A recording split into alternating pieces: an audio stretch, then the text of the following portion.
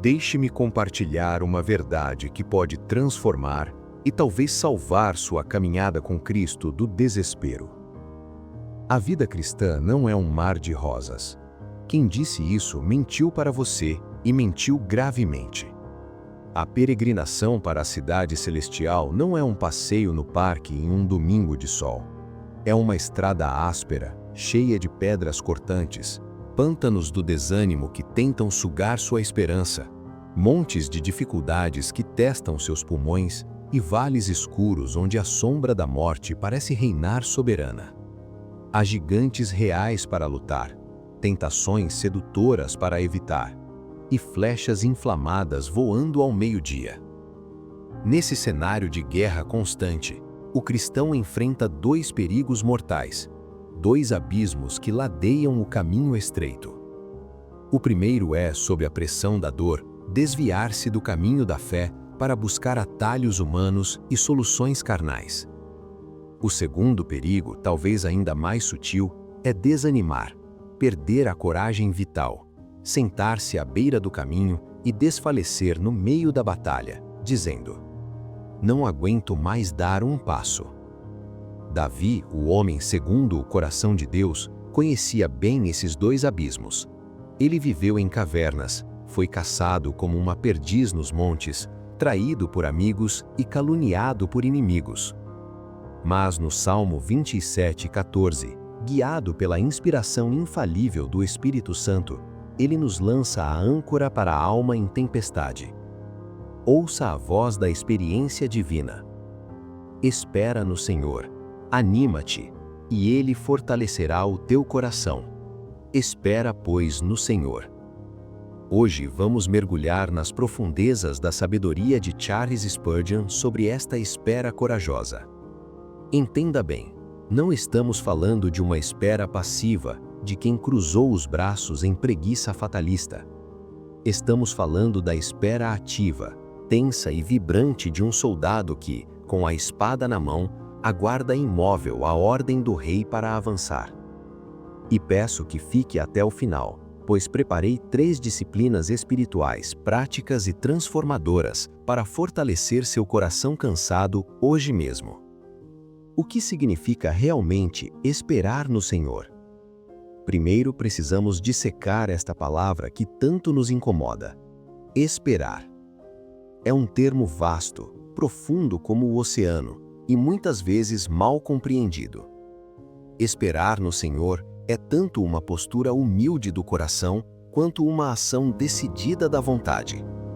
Spurgeon nos apresenta 4 quadros vivos do que significa esta espera.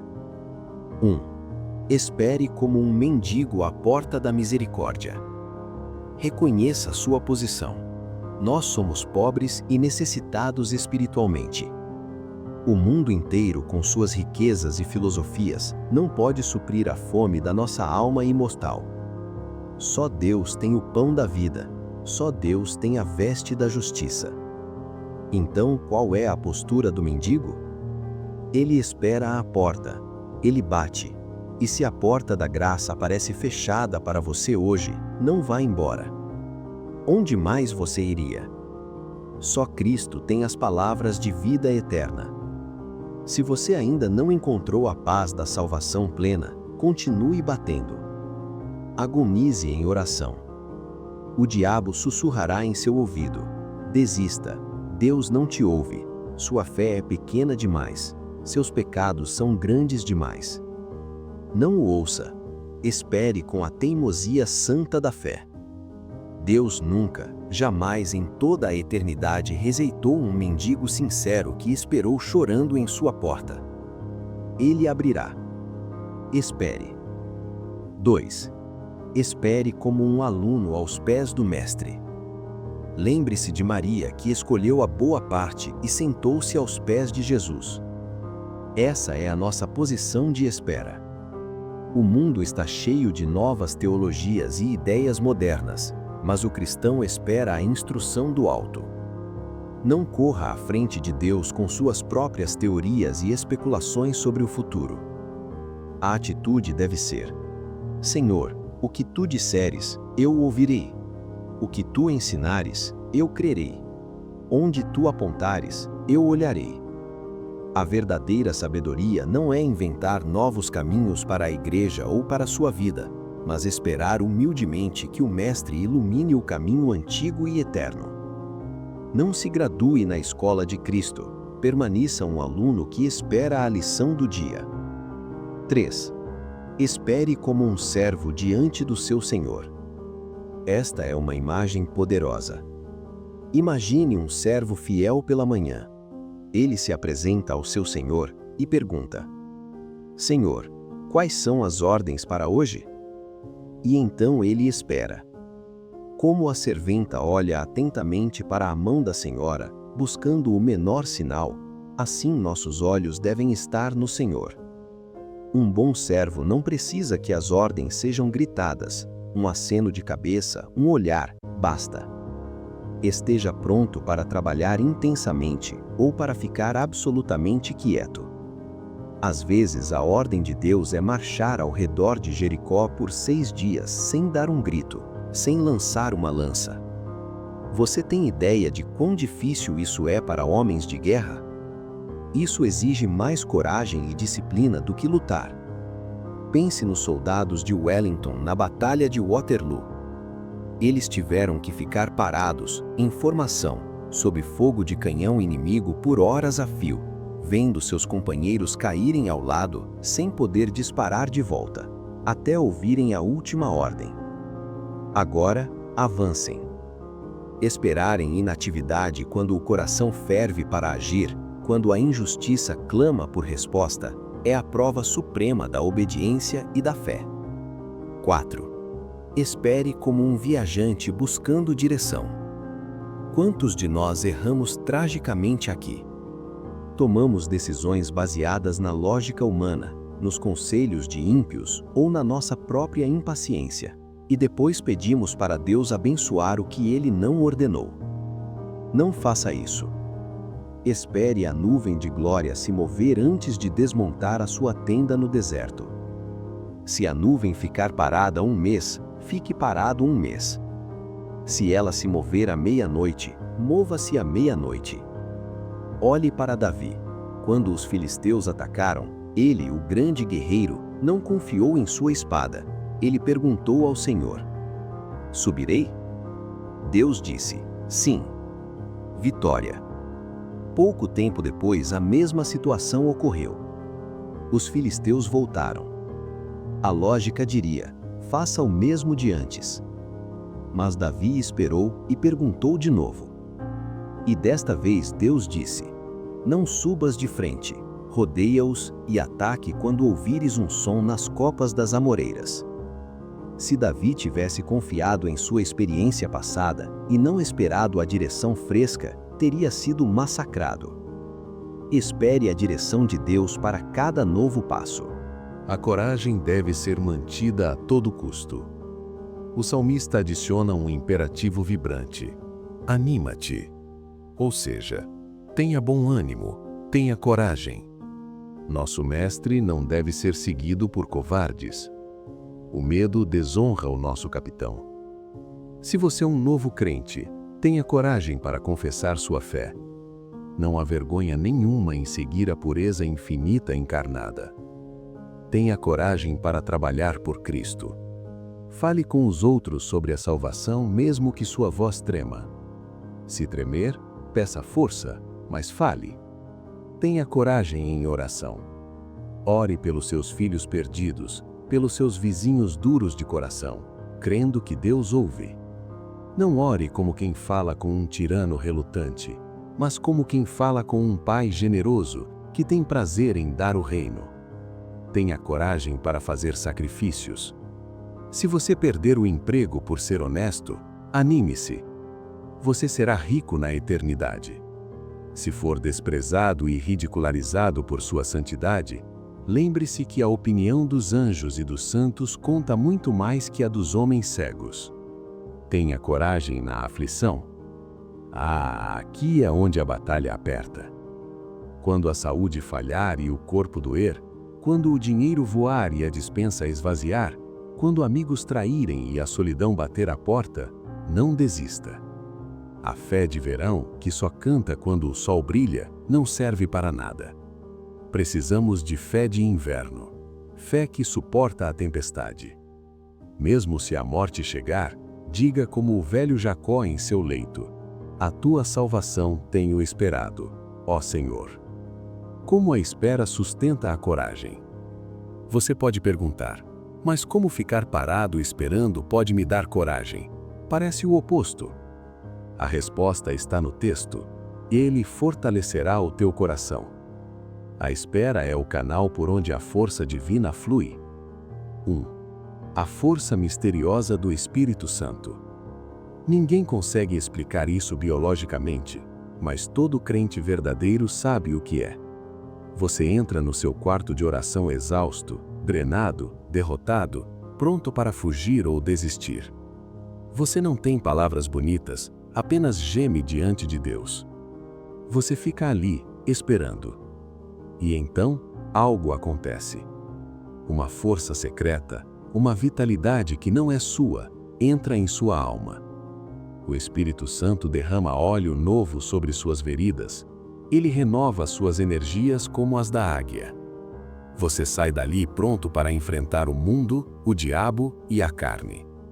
A harpa desafinada da sua alma, que só produzia ruídos de reclamação, foi tocada e afinada pelo Criador, e agora produz música de louvor novamente. 2.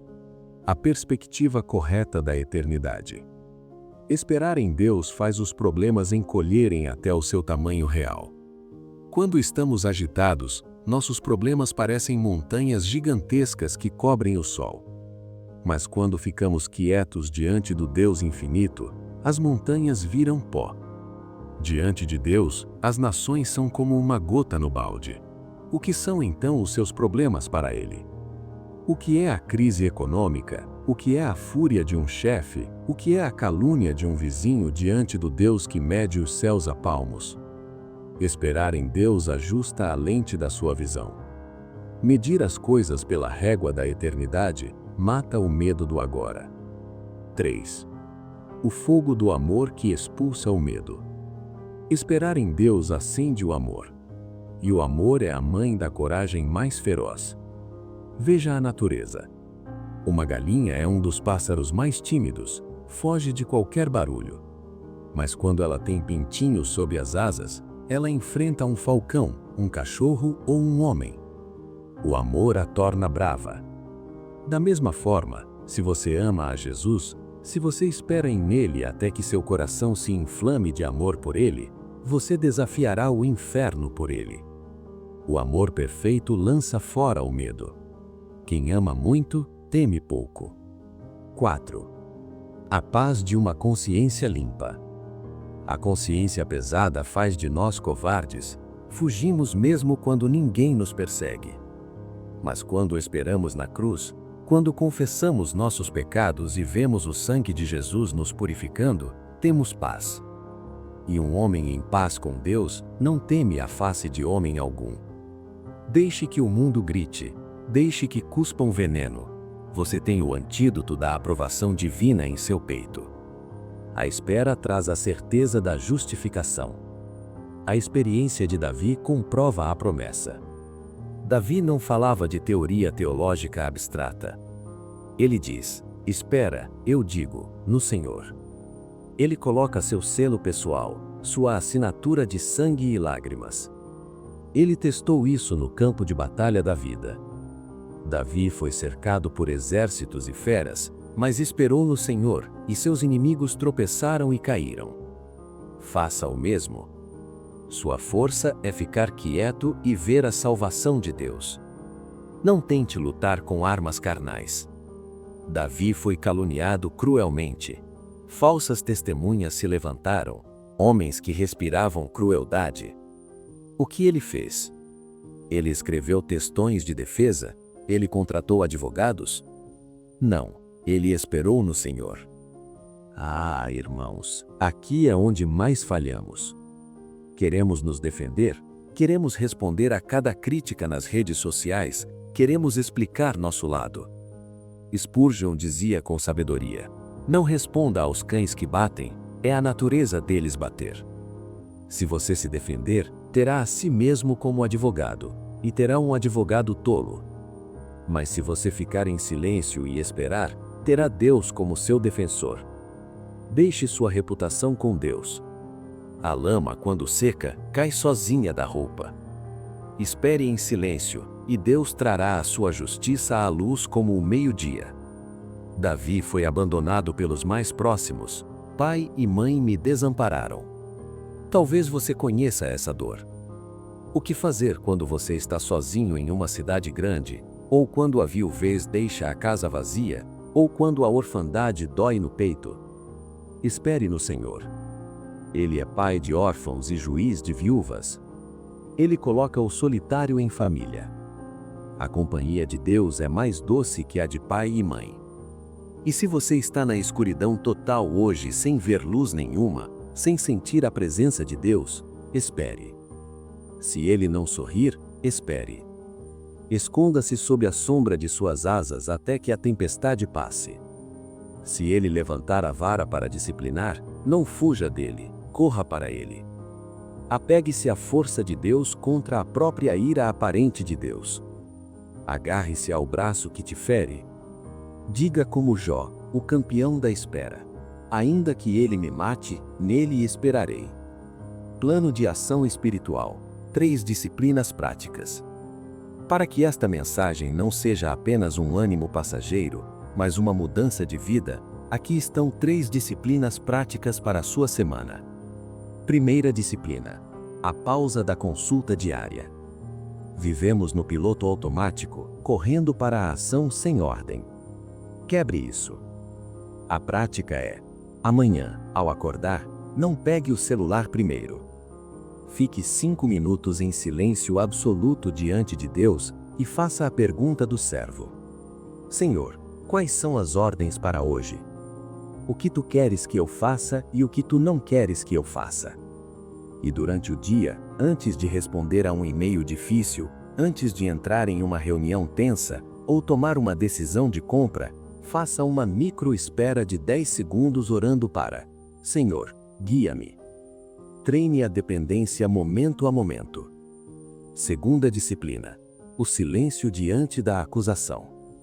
Se você está sendo criticado, caluniado ou mal entendido, esta é a disciplina mais difícil, mas a mais libertadora. A prática é: tome a decisão consciente de não se defender esta semana. Se falarem mal, leve a Deus em oração, mas feche a boca para os homens. Diga: Senhor, Tu és meu escudo. Eu entrego minha reputação a Ti. Experimente a liberdade gloriosa de não precisar ter a última palavra. Deixe Deus ser seu vingador e observe o que Ele fará. Terceira disciplina: a oração de coragem. Liturgia do Salmo 27.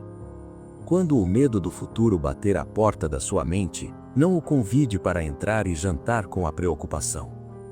A prática é: medite no Salmo 27:14. Escreva-o em um cartão e cole no espelho ou na tela do computador. Quando a ansiedade vier, pare tudo e leia em voz alta pregando para sua própria alma. Espera no Senhor, anima-te, e Ele fortalecerá o teu coração. Transforme o medo em confissão de fé. Lembre-se deliberadamente de uma vez no passado onde Deus te livrou, e use essa memória como combustível para esperar agora. Amado irmão, amada irmã, Deus não tem pressa, Ele é eterno, mas Ele nunca chega atrasado. Olhe para o nosso Salvador. Cristo, nosso Senhor, esperou 30 anos em obscuridade para começar seu ministério.